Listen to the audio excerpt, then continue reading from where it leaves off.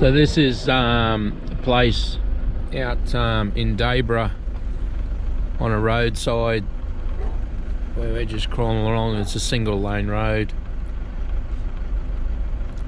and this is the footpath. Gee whiz, that's an old Lantana plant, that one. So it just lines the entire road, and that's one of the things that you find when you find weeds infestations like that over there.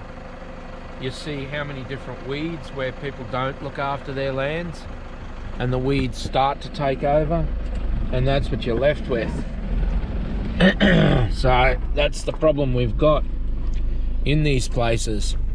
They are that bad. They are that bad, you know, and that's what we face. Like, you look down there in that, along that area there on the footpath, and you see what chance does the property owner stand with those materials. But to be honest, when you look through the bushland here, oh my lord, Jesus, the entire area is just completely inundated. And you know, I'm not trying to point fingers at landowners, because the cost of dealing with the Lantana is exceptionally high. You know, it takes a lot to take this material out and eradicate it, process it and deal with it. But when you look at the levels of this here, that's just incredible. And that's just one side of the road. The other side of the road is equally as bad.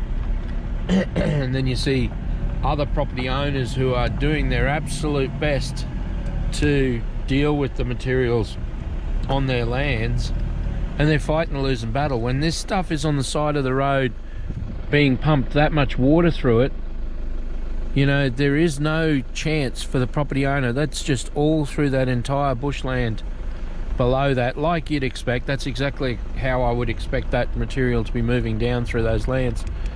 And I would say that obviously that landowner does a fair bit of work to try and hold it at that. These people here must be maintaining this footpath, because it's definitely not the council doing it. So that's what we suffer and face, you know. But once it's on both sides of the roads, there really isn't much that the landowners can do. The costs are so high, but councils have to support the landowners. It's just an absolute must that things have to change within the Shire. It can't continue on the basis it is, because people are just in terrible situations there.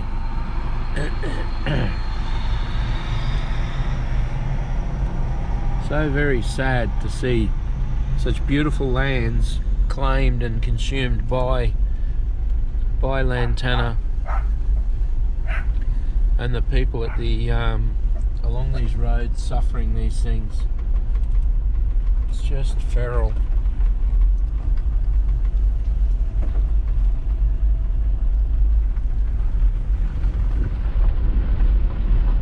Wow. One lone bush up there.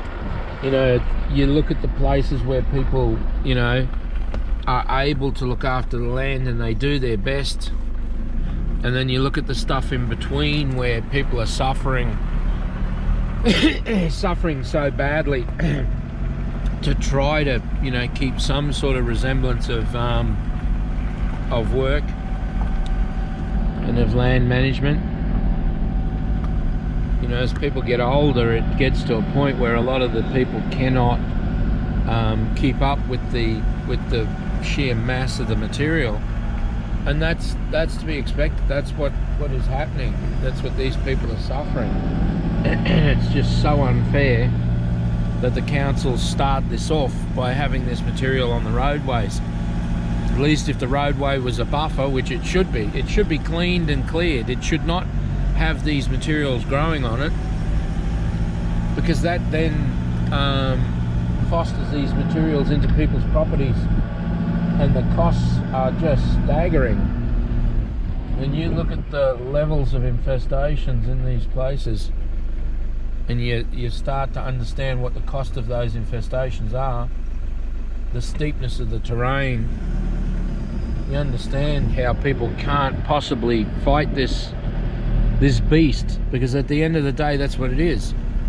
That's our sort of specialist territory there. This person seems to keep the land that is more reasonable in the steepness of it under control, but in those steep sections whereas our type of work, they can't do anything with it. And that just makes that such a massive issue.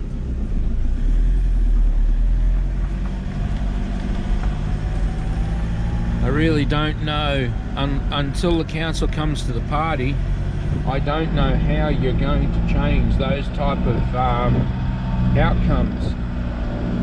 It really does, you know, mean that we really have to get some sort of help and some sort of understanding from the government that they need to step up and they need to meet their legal obligations to the nation, because when you look across the landscape and you see how far these materials continue, it's staggering, because these materials just go cross country. See, they don't have to follow the roads or anything else.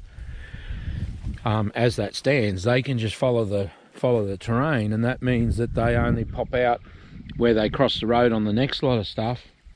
If the landowner does a good job and keeps them under control, as a lot of these landowners are, that's okay. But some of these people have bought these properties, and these materials are staggering where they are. Like, just the worst case scenarios you could ever have these materials into.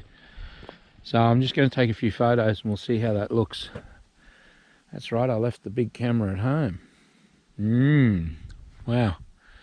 I'll try the other camera and see what that turns out like.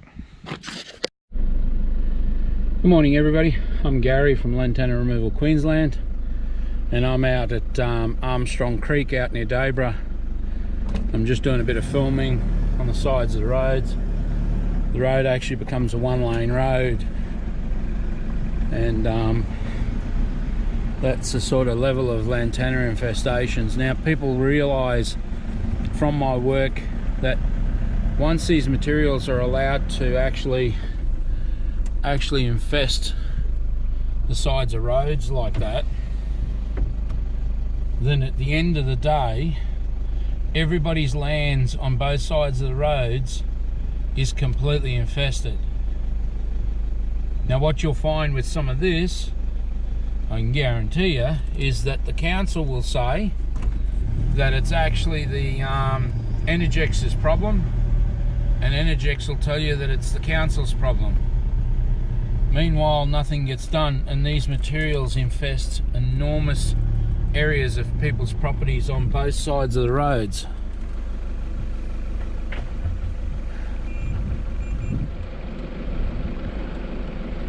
When you look at the flowering nature of this will all be seeding very soon. Those flowers will turn into berries.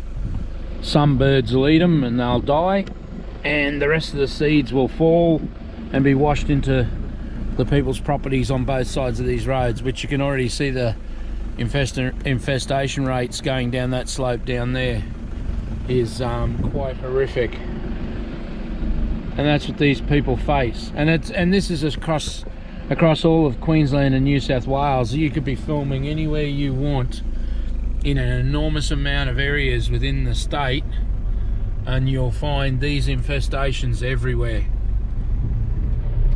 This is that bad that people complain that when they try to pass each other, because it's a one-lane road, that they can't pass each other without scratching each other's cars. That's how bad this is. And the councils do nothing about it. So I'm just trying to get to a spot here without getting stuck or anything, because it's not been mowed or kept either, so the whole thing's an absolute disgrace. But it's incredible the size of these plants and bushes here.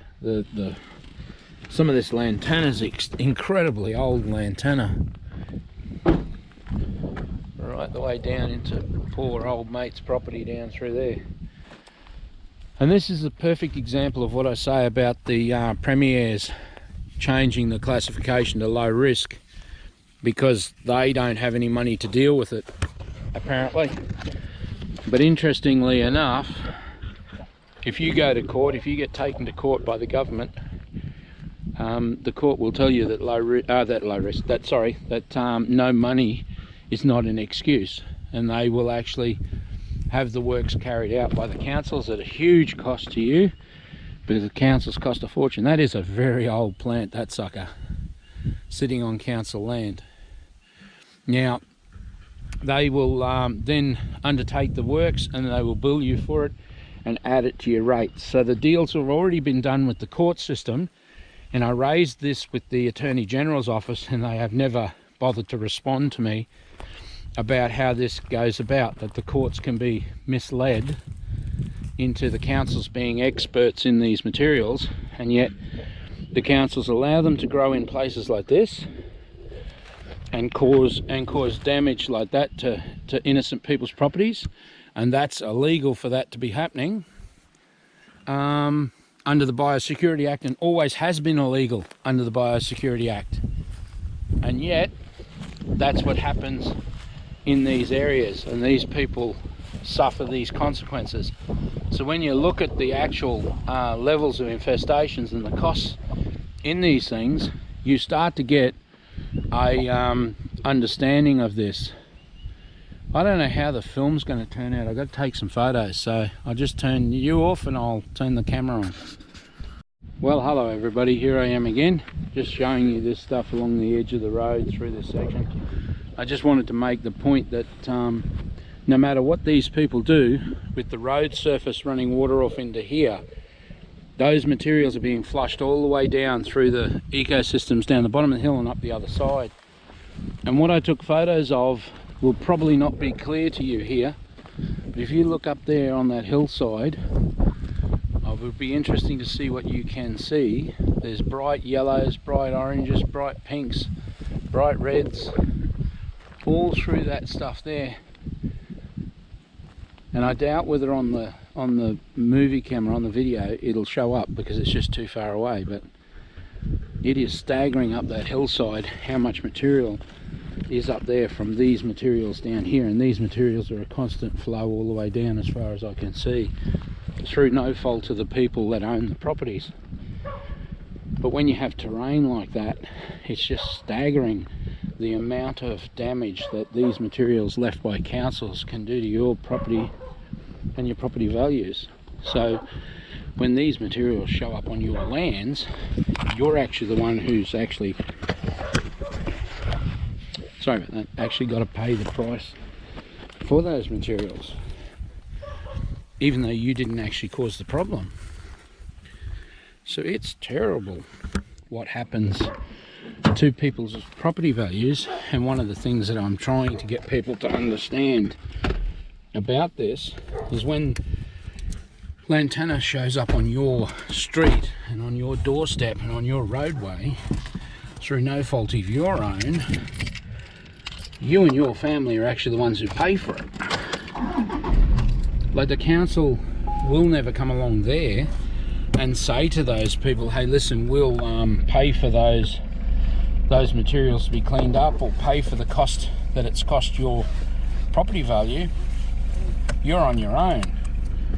So these materials can show up from a very long way away, and at the end of the day it's going to be you guys that pay the price for it. And that's why I keep saying to people, allowing councils and governments to allow these materials to grow in these areas on these types of surfaces is costing every single Australian citizen a fortune, because at the end of the day they will turn 180 degrees and they will say these materials have to be cleaned up, and they're on your lands, but they were put there by them.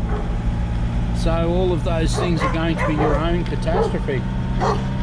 But as they destroy the ecosystems around these places, and they get into places that are so steep like that down there, that's the type of stuff that I'm talking about when I say to you that I look at these materials and I look at it and go, oh my God, how will we ever deal with that on the steepness of that terrain. Now this terrain here I can deal with, okay? But I constantly go to places and see places where you look down the mountainside and there's no possibility that we are ever going to do anything with that country. And it was all caused by the councils and the governments allowing these materials to get into these places.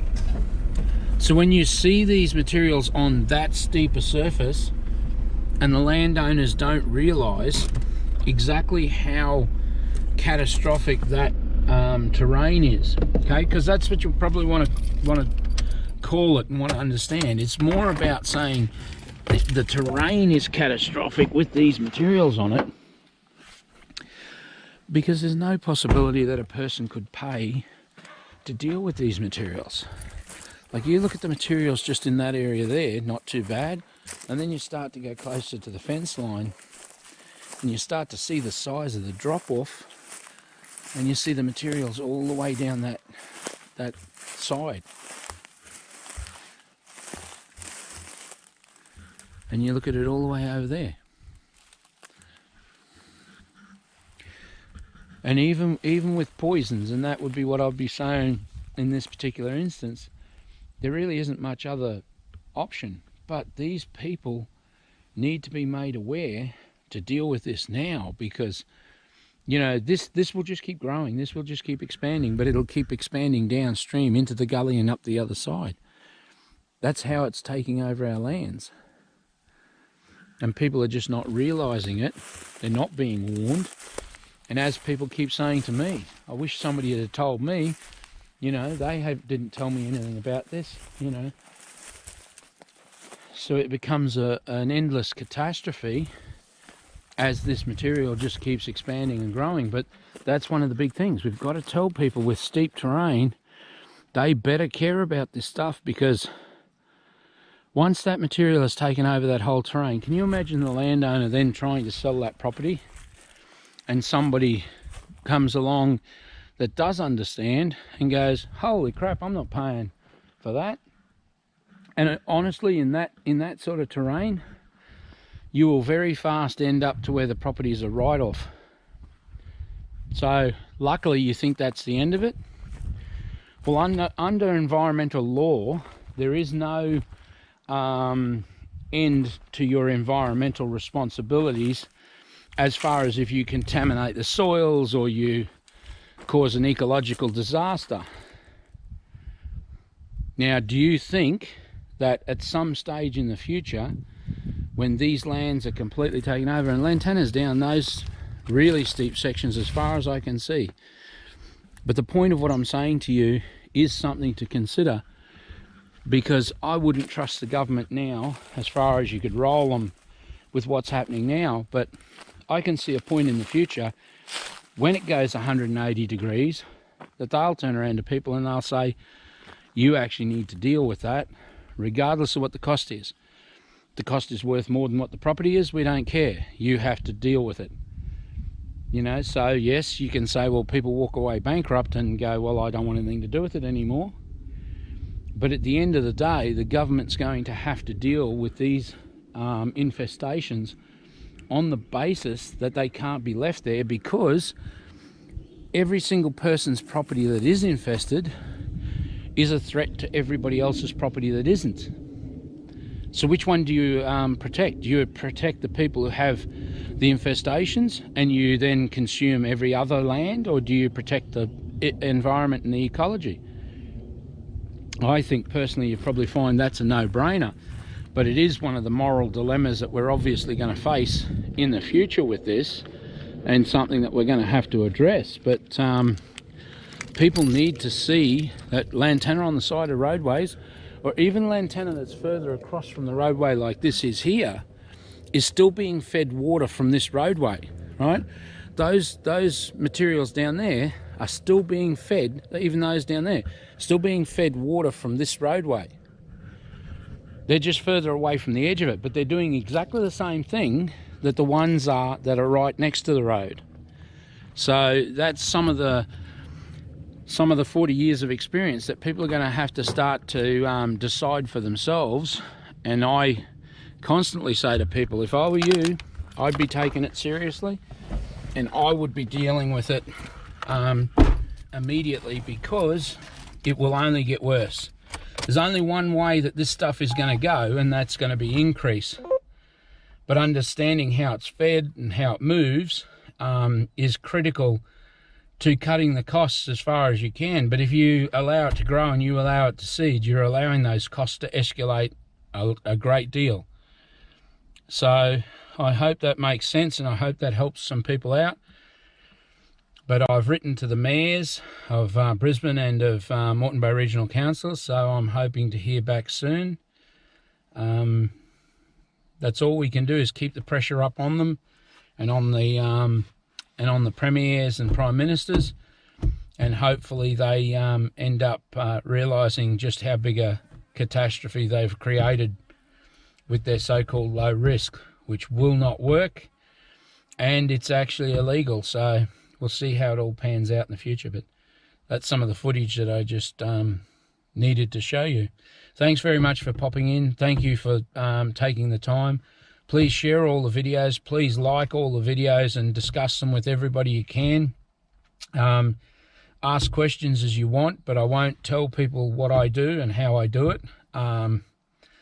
That's how I get paid, and that's how I fund doing this work and trying to get people to understand we need to make a stand now, and we need to do it very, very strongly, because the amounts of terrains that these materials are getting into now is catastrophic material, catastrophic country, because you can't defend it. You can't walk down those slopes. You know, in another 10 years' time, the level of material across, you know, I personally don't believe, they say 50 million hectares is the top limit.